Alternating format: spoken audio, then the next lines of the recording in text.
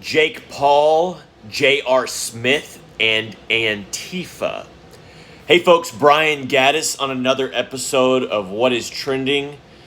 Today is Sunday, May 31st, though when you're watching this, you'll probably be inside of June 2020, considering we got, at the time of recording, 36 minutes left in this month. Okay, folks, we got a lot to cover today. There's a lot going on all over the nation as well. Like I've said many times, my heart aches for this nation right now. All the protesting, all the rioting, race relations, I feel like is at an all-time low. I think a significant low. I'm not, I don't track all this. I know there's been a lot that's gone on in my lifetime. But I don't even know the scope of things. My heart and my prayer are that things get better and that we can do better. But at the same time, my heart aches for everyone involved right now. So, this is the last day of May. We literally have 35 minutes now left of May. I do. You probably are watching this in June. Please comment below if you are ready to be done with May. If you're ready to be done with April, March, February, this whole pandemic. If you're just ready to start 2020 over again.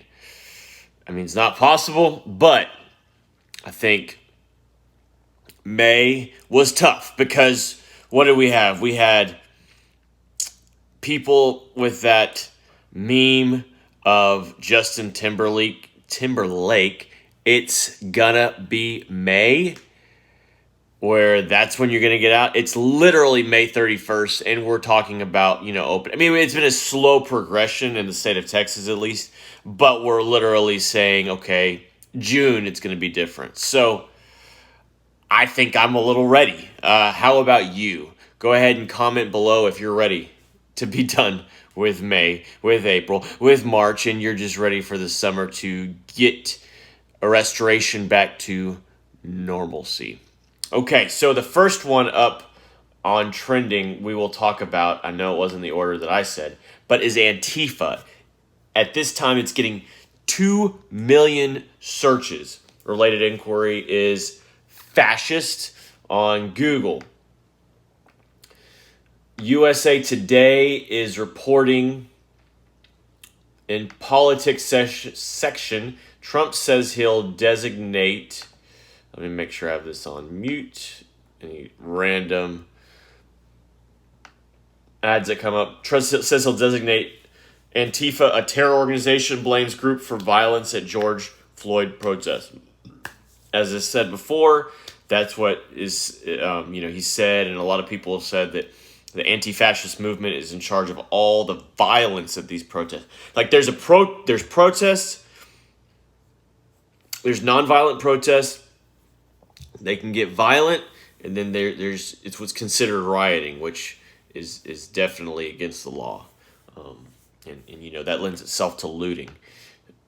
In Dallas, I live in downtown Dallas, and like at this very moment, we are under a not a lockdown, we're under a curfew, rather. Sorry, I couldn't think of the words. We're under a curfew, but there's been so much property damage, so much violence in the last, they say it's a 6-day going on of all this, but I mean, really, starting Friday, this whole weekend, Thursday night, it's Sunday night right now. Late Sunday night, and we've seen a lot. We've seen a lot of property. I would say a majority of the boards of the windows that I've seen downtown are boarded up. I can't say, I'm a little ignorant to maybe that is as a proactive stance of maybe, they have the windows boarded up just to mitigate the possibility of windows getting bashed in. So I can't say for sure if that's directly correlated to, my windows busted in. This is a safety precaution, but there has been so much looting Friday night. So much looting Saturday. I know Friday night, though, there was a lot in the immediate area of downtown. But I know one of the big names is Neiman Marcus down here. I know y'all have most likely heard of that retailer, but a lot of small businesses in Deep Ellum. Now Target's talking about closing or modifying store hours. I think of about up to 200 stores. I know that here in Dallas, North Park Mall and the Galleria Mall closed early yesterday. I think Highland Park Village, which is a smaller shopping center in Highland Park, which is a smaller city within Dallas, has definitely taken the necessary precautions out of abundance of precaution. But I'm just going to read a little bit about USA Today. President Donald Trump announced Sunday a left-wing group he thinks are leading the violence at anti-police brutality protests will be officially labeled as terrorists. The United States of America will be designating Antifa as a terrorist organization, Trump said in a tweet. Antifa, short for anti-fascist, is the name for loosely affiliated left-leaning anti-racist groups that have been involved in some violent clashes in recent years. The movement has no unified national leadership or structure. Trump has railed against the left-wing agitator at other times in his presidency, referring to the group at the alt-left in 2017 following violent confrontations between white nationalists and counter-protesters in Charlottesville, Virginia. The violence and vandalism is being led by Antifa and other radical left-wing groups who are terrorizing the innocent, destroying jobs, hurting businesses, and burning down buildings, Trump said during remarks at the Kennedy Space Center in Florida on Saturday. Obviously, he was there for the incredible SpaceX launch, and that it has actually docked today, Sunday. I believe that was some big news. I don't see that as trending, but it's huge news. It might be from the trend yesterday, Saturday. I think we got that on here, if I'm not mistaken. No.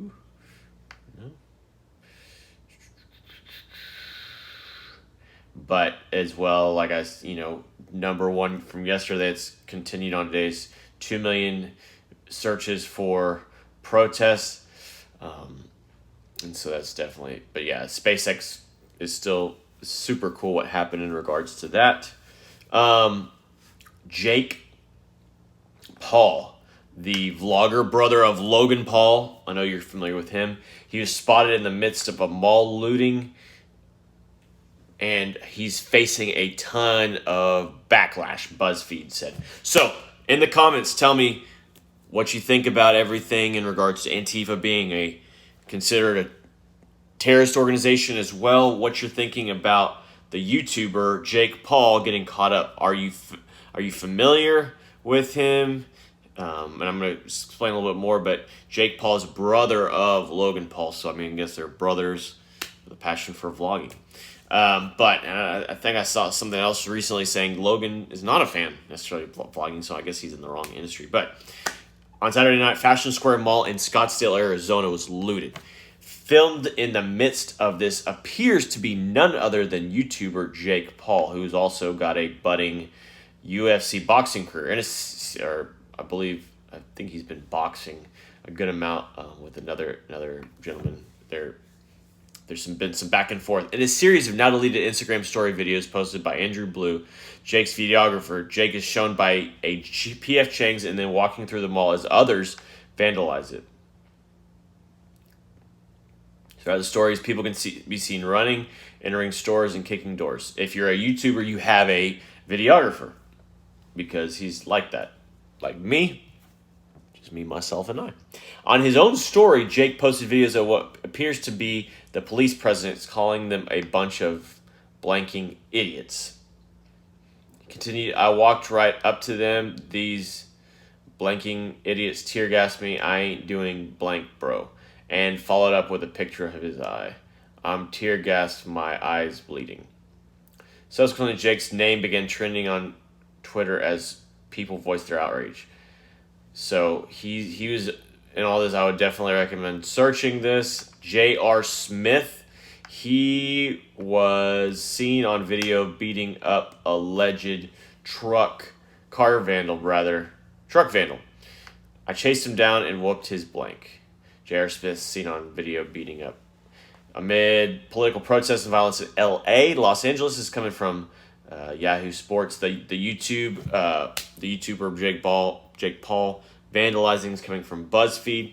Amid political protests and violence in Los Angeles, a video has emerged of NBA veteran J.R. Smith beating up a person he accused of vandalizing his truck.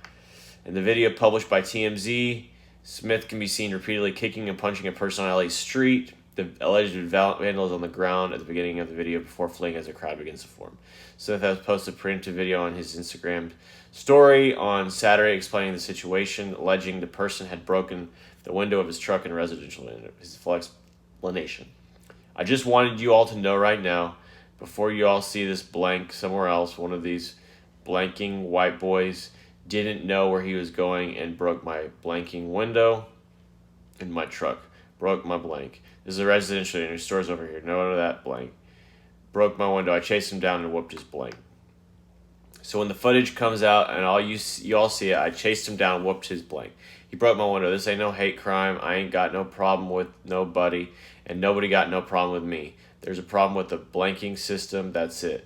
This blanker broke my window and I whooped his blank. He didn't know who window he broke and he got his blank whooped. So you can definitely check out the video. So yeah, obviously trending riots in America, protests. The hacktivist group Anonymous, this happened late last night, I believe, took down Minneapolis PD. If you're familiar with them, they were, I think they came to light a few years ago, and now they're back apparently. The internet was abuzz late Saturday night with speculation that anonymous decentralized hacker collective, this is coming from Variety, had successfully disabled Minneapolis PD site in retaliation for the murder of George Floyd, as well as the parent city became inaccessible late Saturday. According to multiple user reports, by early Sunday, the sites were still experiencing access problems, sporadically requiring visitors to enter CAPTCHAs or verifying they weren't bots in a front end hosted by internet security firm Cloudflare. A signal the sites were experiencing distributed denial of service, designed to render internet service unusable by flooding it with bogus traffic. The disruption to the municipal Minneapolis sites came after a Facebook page claiming to be affiliated with Anonymous posted a video on May 28th warning the MPD that it will be exposing your many crimes to the world. This week's brutal killing of George Floyd is merely the tip of the iceberg in a long list of high-profile cases of wrongful death at the hand of your officers in your state. The video, which has been viewed over 1.8 million times, featured a guy wearing a Guy Fawkes mask and an electronically altered voiceover, which are hallmarks of the group. Definitely check that out. Craziness. Okay, folks. Famous birthdays today. We've got some birthdays. May 31st, we have the legend Clint Eastwood is 90. He has lived to see 9 decades, 10 years from being a centenarian. I don't know what you care what you say about him. He's a legend. He's been around a while. Waka Flocka Flame. He has joined my age. He's 34. Brooke Shields is 55. Waka Flocka Flame obviously is a rapper. Very synonymous with the hip-hop game. I know he's been out of it for a little bit. Azalea Banks is 29. Brooke Shields, like I said, 55. Azalea Banks, 29. Colin Farrell is 44. So, want to wish them very happy birthdays. Okay, so tell me also in the comments if you think what J.R. Smith did was right, what you think about it, what you think Anonymous is, what is going on with all that. Anyway, I'll see y'all next time. Happy Monday, I guess, if you're watching this on that side of June. June 1st. Welcome to a new month. Please like, please comment, please share. As well, I want y'all to subscribe. Late.